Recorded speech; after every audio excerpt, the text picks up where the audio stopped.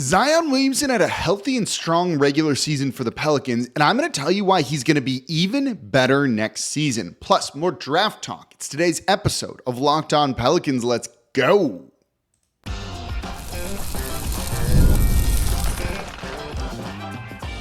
You are Locked On Pelicans, your daily New Orleans Pelicans podcast, part of the Locked On Podcast Network, your team every day.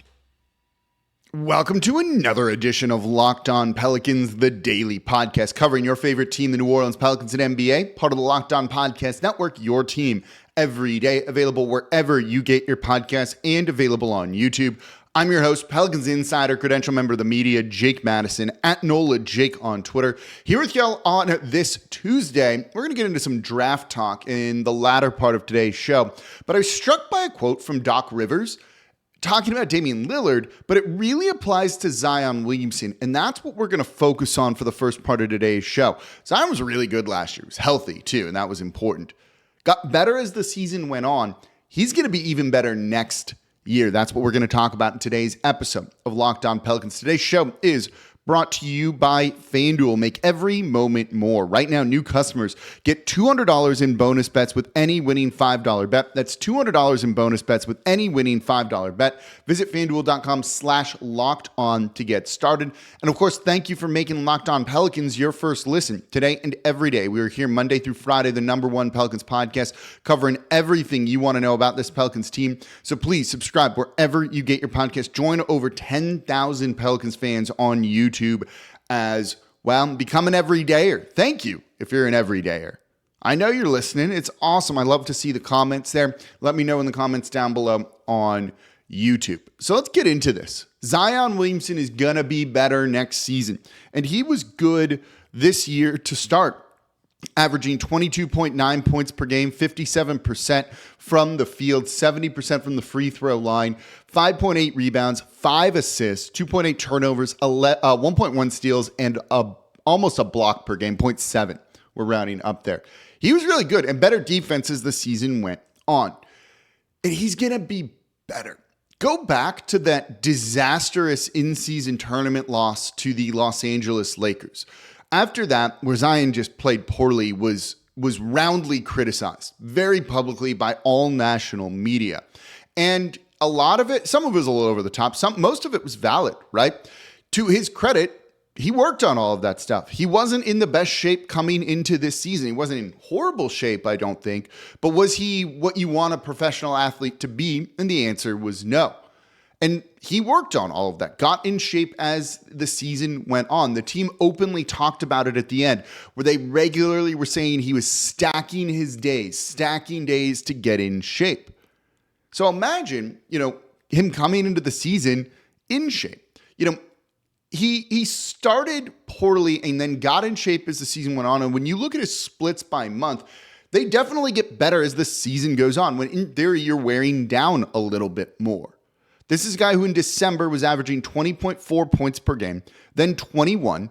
Then in January, in February, it was 23.9. March was 24. And then in April, it was 23.6. Those numbers got better overall, right? It fluctuates a little bit. When you look at things like his free throw shooting, that went up as the season went on. 66.7%, 70.2, 75.3, 72.2, then 76. His free throw attempts were going up a little bit as the season went on. That's what you want to see from a guy. The rebounding numbers fluctuated a little bit. The assist numbers fluctuated a little bit. That's dependent on role, and more on that here in a second. But imagine if you're just getting the peak Zion from game 1, not game 40 something, right? Or 30 or 50 or whatever it might be. Zion, I think, learned he needs to come into the season in better shape than he was. Again, it wasn't bad, but he's the type of guy that just on talent alone can coast pretty far. But if you come in and just dominate the game in a way that he wasn't doing to begin the year, that's going to elevate him. This is someone who was at one point towards the end of the season in consideration for an all NBA team. I had a couple of other Locked On hosts when they were thinking about ballots and stuff reach out and say they're either putting Zion on it or if I thought he was worthy of it. When other people are kind of putting you in that conversation, that's a pretty good thing. And it goes to the Doc Rivers quote. He was recently on a podcast talking about Damian Lillard, who started coaching in the middle of the season. And he was recounting how Lillard came to him and said, I wasn't in shape to start the year at all. He had a bit of a down year because of that. He was worried about getting traded. He didn't want to, get hurt. There's a bug crawling around here. That was gross. And because he was going to get traded, he didn't work out like he was going to. Did some light shooting, some light cardio, but not really doing 2 days, not training intensely, not playing 5-on-5 or anything like that. So he just never recovered. And the Doc Rivers quote is, quote, when you start camp that way, you don't ever get in shape. You never catch up. And he, Damian Lillard, felt that way, Rivers said. So that applies to Zion, right? If Zion was this good by the end of the season, and he probably wasn't nearly as good as he could be, and he was, again, stacking his days, putting in the extra work to catch up from it, but you can never get to that exact level. Imagine Zion with a whole offseason of doing things right. And we saw that this past year, he tweaked maybe some of the people around him, it sounds like a little bit. He's hired personal trainers, personal chefs, all of those things to kind of help him be just more of a professional player. So there's reason to believe that if he comes into the season in shape, that's really going to help things. Simple as that. We can talk about Willie Green. We can talk about Fred Vincent, David Griffin, James Borrego, all of these things. It's really as simple as this. And this is something I talked about on the show the other day. The team's success comes down to Zion Williamson. That's it. Sometimes it's not hard to be an NBA analyst. Just play better than the other team. You win your games, right? Talent tends to win out. And with Zion, their success is going to be based around him, what he's capable of doing, right? If he doesn't play in the postseason, they're going to lose. If he plays, they're probably more competitive against a team like the Oklahoma City Thunder. It's truly as simple as that. So their success is really going to be based off of Zion Williamson this year. And I think Zion hearing that criticism from that in-season tournament loss to the Lakers and kind of turning it around, overcoming that, his own fault in the first place. But look, he made changes, improved on things. Now he's going to go into the offseason getting in shape. And also, and we'll talk about this in the next segment, with more of a defined role and knowing what he needs to work on, ways that they're going to be able to dramatically improve his game. I'm expecting the best Zion Williamson season yet. And that's going to matter more than the draft, more than an Ingram trade. The Ingram trade, in theory, could be really big too. More than the coaching staff, more than anything else. So if you're looking for one reason to get excited for next season, this is it. This is it. Now, it's looking ahead. We'll learn more about kind of his offseason, his plans, his things that he's done as we get closer to training camp. There's, based on the evidence we've seen, good reason to believe that Zion is going to be in peak shape coming into the year, and that should scare the rest of the league. So I mentioned a defined role and two things he needs to work on that tie into that too. That's actually going to be really big and make him even better too, beyond just the conditioning. Let's look at those things coming up here next in today's episode of Locked On Pelicans. Today's episode of Locked On Pelicans is brought to you by FanDuel, America's #1 sportsbook. Summertime means baseball, the NBA Finals, and more, and you can bet on it all on FanDuel. Right now, new customers get $200 in bonus bets with any winning $5 bet. That's $200 you can use to bet everything from Finals MVP to who's going to hit one out of the park. If you're a big baseball fan or you just want to make the games more interesting, get on FanDuel to look at the odds. If you think this series with the Boston Celtics and the Dallas Mavericks, I'm recording before Game 5, is going to keep going, get in on the players, props, different things. FanDuel has it all. So visit FanDuel.com/lockedon and add a big win to your summer bucket list. FanDuel, America's #1 sportsbook. That's $200 in bonus bets with any winning $5 bet. FanDuel, America's #1 sportsbook and the official sportsbook of Locked On. And thank you for making Locked On Pelicans your first listen today and every day. We are here Monday through Friday, the #1 Pelicans podcast, covering everything you want to know about this Pelicans team. So please subscribe wherever you get your podcast. Join over 10,000 Pelicans fans on YouTube as well. And tell a friend about the show. We're here Monday through Friday. We're covering the draft. We'll have a big week of the draft. We'll probably do a live show after the Pelicans pick in the draft too. The draft is a second day, so we'll have more on that. And we're going to look at second round prospects and 2 undrafted guys that I'm keeping an eye on later in today's show. So we'll have all the draft coverage you need here on Locked On Pelicans. But let's continue to talk about Zion Williamson here a little bit. So I think he's going to be in shape to start the year, and that's going to be a really important thing. But I also think you're going to avoid some of the awkwardness of the first 2 months of the season that Zion and the team went through, trying to put in a James Borrego offense that, for whatever reason, didn't get put in. The fit between him and Brandon Ingram was clunky, and they were trying to use Zion Williamson off the ball more, which, look, is a waste of Zion and not what they should be doing.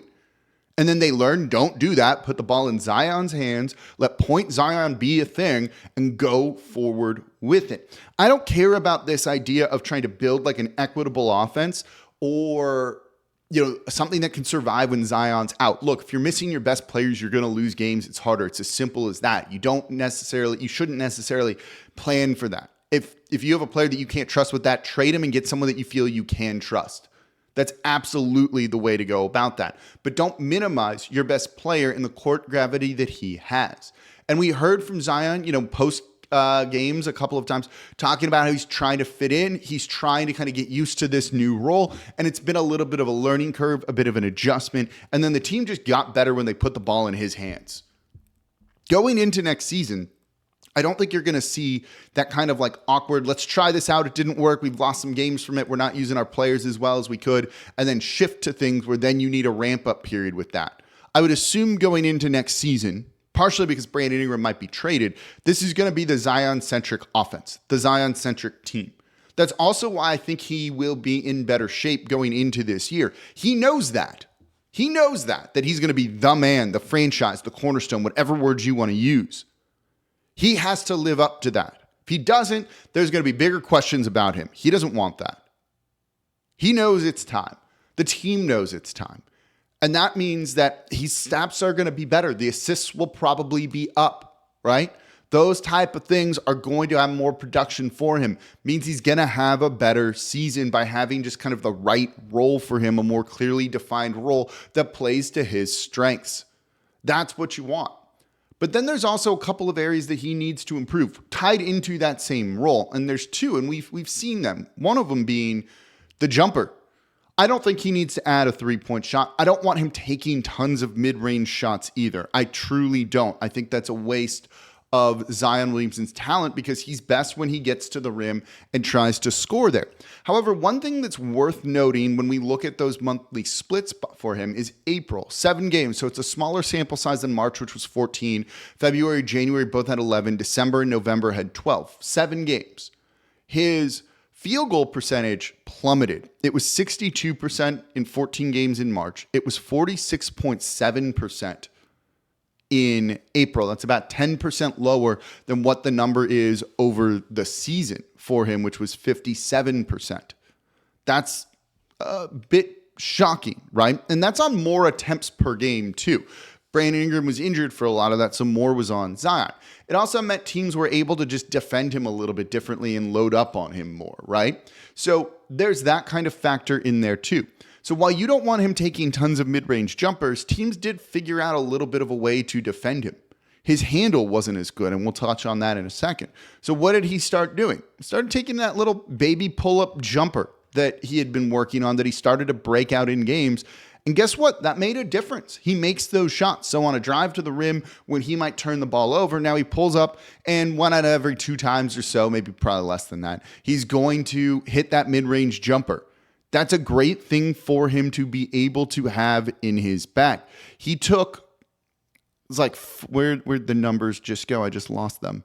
In that 3 to 10 foot range, more than he had ever had in the past. Now, he does very well with that, but it's still not a great shot. He shot under 40% in that range. So you want it in limited fashion just to keep the defenses honest. But if it's not falling, that's not something you want him doing significantly.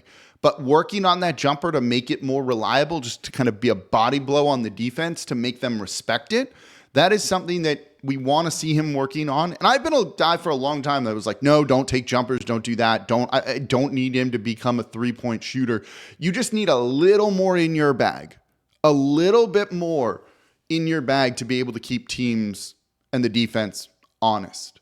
That's all you're looking for with that sort of thing from Zion Williamson. He showed it during the regular season. Now he's going to have an off season to really spend time developing that jumper, working on that, that hesitation game, the herky-jerkiness of his game, driving, stopping, pulling up, shooting when the defenses are collapsing on him.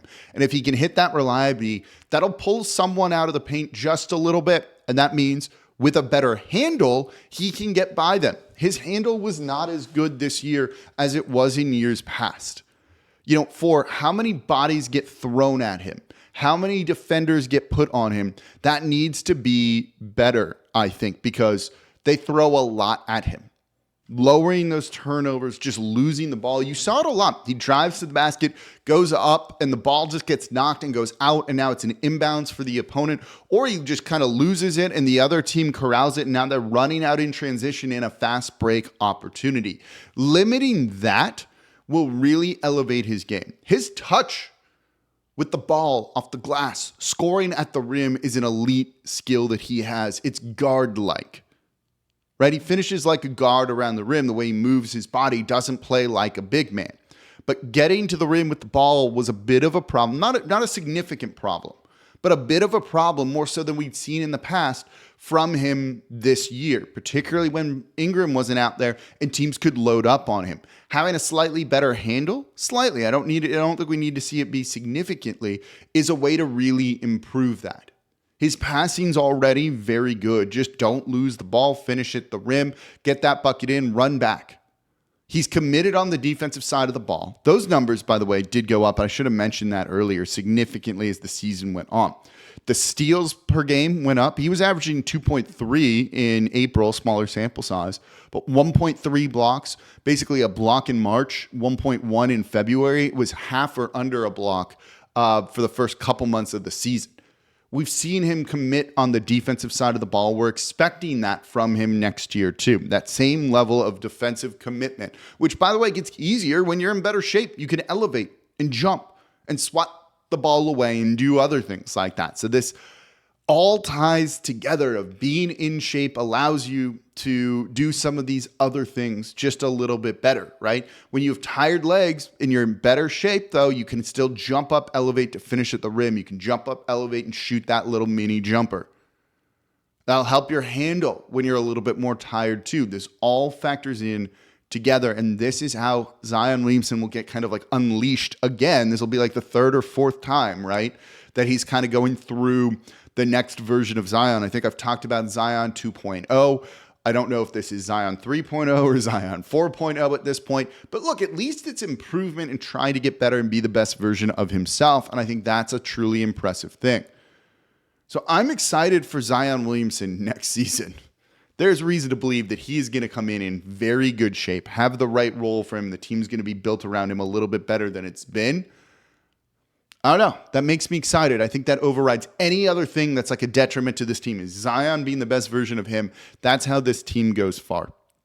Let me know what you think in the comments down below on YouTube. You expecting a good Zion season? Do you think he's going to be better than last year? Let me know what you think. So coming up next, I want to look at a few second-round pick prospects. Pelicans don't have a second-round pick in this draft, but say they acquire one in a trade.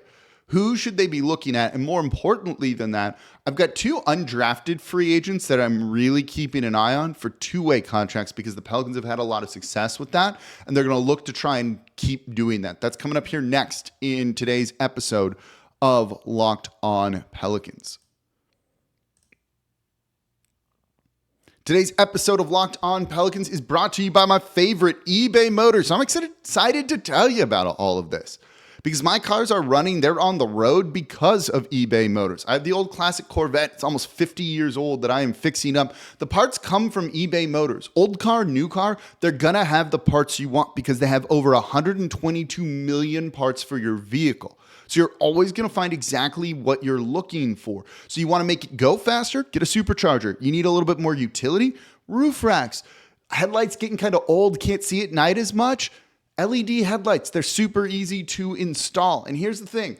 All your parts are going to fit because with the eBay Guaranteed Fit, your part is guaranteed to fit your ride every time or your money back. I've been there. You order a part because it's going to be cheaper somewhere else. You get it. It doesn't fit. And now your wheel won't go back on or the hood won't close. Don't do that. Just go with eBay for the Guaranteed Fit or you get your money back. And I shop there because the prices are great. With eBay Motors, you're burning rubber, not cash. Otherwise, I'd probably be broke. So with all the parts you need at the prices you want, it's easy to make your car the MVP and stay on the road. So keep your vehicle alive over at ebaymotors.com. Eligible items only, exclusions apply. eBay Guaranteed Fit only available to U.S. customers. And thank you for making Locked On Pelicans your first listen today and every day. We're here Monday through Friday, the #1 Pelicans podcast, covering everything you want to know about this Pelicans team. So please subscribe wherever you get your podcasts. We are also on YouTube where there's over 10,000 Pelicans fans. For your second listen, I got two. Locked On Sports Today, streaming 24/7 on YouTube or the Amazon Fire TV channels app. Don't need yelling. You just want to hear sports talk. That's what they do over there. Saints minicamp, Ross Jackson, host of Locked On Saints, breaking down everything black and gold for you as well. Make those your second listen today after Locked On Pelicans being your first listen here. Become an everydayer. That means you listen Monday through Friday. So draft is coming up next week. Let's switch back into draft talk here for a minute. I got a couple of names I want you to keep an eye on. The Pelicans don't have a second round pick. They need more second round picks. That's something that if you're an everydayer, you know I've talked a lot about. That's something that I think is really important for them to try and go and acquire. But if they make a trade, they might pick one up in this draft. It seems useful for them to try and grab some guy in this draft just to maybe fill out the end of the roster, especially if you do an unbalanced trade where you send out more players than you're getting back. So there's a couple, I think, that could be really useful. The first is Adem Bona out of UCLA. He's a sophomore. He's a center kind of big man. He is not a shooter in the slightest here. But when you look at a dude that hustles, that's what you like. He's very physically strong, really good on the boards. He sets good screens, which is not something that the Pelicans really have in anyone. And he has pretty good athleticism. And when you look at the way he kind of fits, this is your maybe a backup big man for you. He's a little bit on the shorter side, 6'8", but he has a 7'4" wingspan. Again, scoring's not really the thing. He can get to the rim and be a lob threat, but doesn't have the finishing, the touch, or the shooting, but as just an athletic big man to come in off the bench and block some shots, grab you rebounds, in kind of that Larry Nance Jr. role that can switch on the perimeter. I do think that's him, and that's, what you're kind of looking for. He's not horribly old, too, at 21 years old, which I think can kind of be important as well. One person we're also not going to look at is Bronny James here because he is almost certainly going to go to the Lakers. Another guy to kind of keep an eye on, too, different position, is Jonathan Mogbo, a junior out of San Francisco. He's kind of a wing and a forward, 6'6" with a 7'2" wingspan, did really well on the boards. When you look for just a hustle guy, he averaged 14.2 points per game last season, 14.1 rebounds, and he's a pretty good finisher at the rim. Again, you're going to look at this guy coming in off the bench, not a shooter at all. Can't even really make his free throws. That's a concern. But a highly versatile guy that can switch on the perimeter, that can defend up a position, down a position, can rebound, can maybe give you a little bit of rim protection as well. And this is also a guy that does pass the ball. So you're going to keep the ball moving when it's in his hands. 22, he'll be 23 next season. So again, a little bit on the older side. That's something that can really hurt things as well for some of these guys. But that's kind of what you're looking at in the second round when it comes to it. A guy I don't think is going to be there, but would be a really useful player is Keyshawn George, Miami. He's a freshman, so young, but he's going to be borderline first round pick, second round pick, somewhere in that range. 7.6 points per game, but the number you look at with him is 40.8. That's his 3-point shooting percentage. And he can kind of make any sort of 3-point shot, catch and shoot, pull up, off the dribble. All of those are what you want to see from him. And he's a willing passer. This is a guy that you kind of put on the wing, 6'7", 6'10" wingspan, and then just kind of does it all for you. You know those kind of wing players that pass, shoot, and aren't like exceptional at anything? Think like a Joe Ingles kind of player. That is what you kind of see from George. He's not going to be, an elite defender here, but he has a lot of positional versatility, which is something that the Pelicans like. Forward, guard, wing. He can kind of do a little bit of all of that, I think, and has the potential to do well. Very limited minutes, though, at Miami this past season. He wasn't really expected to be a one-and-done prospect, but that's a name to also keep an eye on. Final one here is Cam Spencer, who is out of UConn senior. He's a wing too. This is just a dude who shoots threes and defends, and maybe the Pelicans like UConn guys here. He has decent enough size at 6'3". He's not super tall, but he is an elite shooter. And this is a dude that just hustles. 44% on almost 6 attempts per game from 3 last season. And he's just a crafty player. Does not have tremendous athleticism at all. But for someone just who'd be a productive player, and that's one of the things I've said I want to see the Pelicans do, just get someone who gives you production. I think that's a guy that they could look at in the second round too, bringing in another UConn shooter who just smart guy, good basketball IQ. Those are things that I think that are really important. But really what I want to get to in this segment is the undrafted guys. The Pelicans will look to bring in a couple and probably immediately sign one or two of them to a two-way deal. They've had great success with these two-way contracts in the past. We've seen it with Najee Marshall, with Jose Alvarado, and others on this team. Kenrich Williams as well. So I just lost, my computer's going crazy here. Getting another one in to kind of build on that, I think is something that New Orleans would really like to do. And the first guy that really jumps out at me for that kind of position is Antonio Reeves, a senior out of Kentucky. He's got good size at about 6'6", and he has a lot of tools that make you think he can be good in the NBA here. He's older, right? He's 30. He's not 30. Definitely not 30. He's 23 and a half. But this is a guy that I think really can do a lot in the NBA and go out and kind of give you a lot of the production that you want. He does not have a lot of the measurables, but again, highly productive player. 44.7% from 3, 20 points per game. He's a good rebounder. He has very good size for a guard. I think that's important too, to add another big guard into this team. He's a guy that I'm really, really looking at that could be the next two-way success for the New Orleans Pelicans. Another one is Anton Watson out of Gonzaga. Forward at 6'8", who is also just a productive player. 5 years in college here. Last season, starting 35 games, 14.5 points per game, 7.1 rebounds, 2.6 assists as well. He does have some three-point shooting that started to get better, though on low volume as he became a senior, 41.2%. But again, productive player that kind of does it all. Is he kind of that like Swiss Army knife? Najee's the knife, but Swiss Army knife kind of player that can fill a variety of roles for you if someone gets injured and he's on a two-way deal. And I definitely think he is the type of guy that can do that sort of thing. So 2 names to keep an eye on in the undrafted side of things. Do any of those names jump out at you? Is there someone else you want to see them take in the second round, or someone that's kind of projected to be undrafted that you'd like to see the team take a chance on? Let me know in the comments down below. So more draft talk the rest of the week, more just stuff about the Pelicans in general, because that's what we cover here on the Locked On Pelicans podcast.